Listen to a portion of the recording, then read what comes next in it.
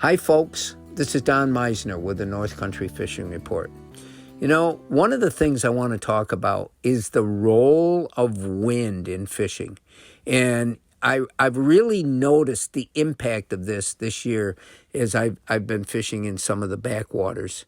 And what happens is when the wind gets, and this is, again, not to interrupt myself, but it's important that if I'm wading, the wind is not an obstacle for me like it is if I'm in a canoe where it's blowing us around and we really have a hard time fishing. I can shore fish or wade fish in pretty brisk wind conditions, and it's not going to affect how I can present my lure. But what the wind really does affect is how the fish react to your lure. And when the water gets glassy smooth, you can be in a place where the fish have just been hitting really well and they stop. And why do they stop? There could be a number of reasons. First of all, when that water gets smooth, the visibility gets a whole lot better. But they also become more visible. And the prey that they are in areas for, and that they're going to be in whatever area there's going to be food. Food is a big deal. And so as the water gets calmer, the prey become more visible. They know it, and they might leave an area. So the fishing really slows down. It's not as easy for the predators to hide. It's not as easy for them to blend in and be able to attack these schools of prey fish, of shiners and baby bluegills and baby perch and so forth. And I really find this a huge obstacle to my success.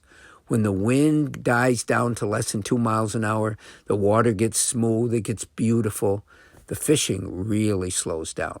Now, the other thing is changes in wind can cause changes in the water flow and the current itself.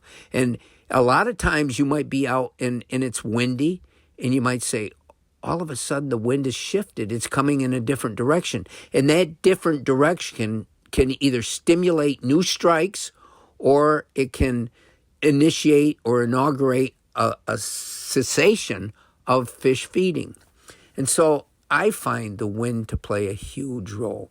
Now, prevailing winds, in other words, west winds, usually mean the fishing is going to be better. That old saying, when the wind's in the west, the fish bite the best. That pretty much holds true. When the wind's in the east, the fish bite the least. And these conditions can really become prevalent in the St. Lawrence River because you already have current conditions, and when the wind and the current become obstacles, or when the wind and the current work together to cause huge waves, it can really affect our ability to fish these waters. The wind plays a huge role. My whole life, both in hunting and fishing, I've always hated the wind.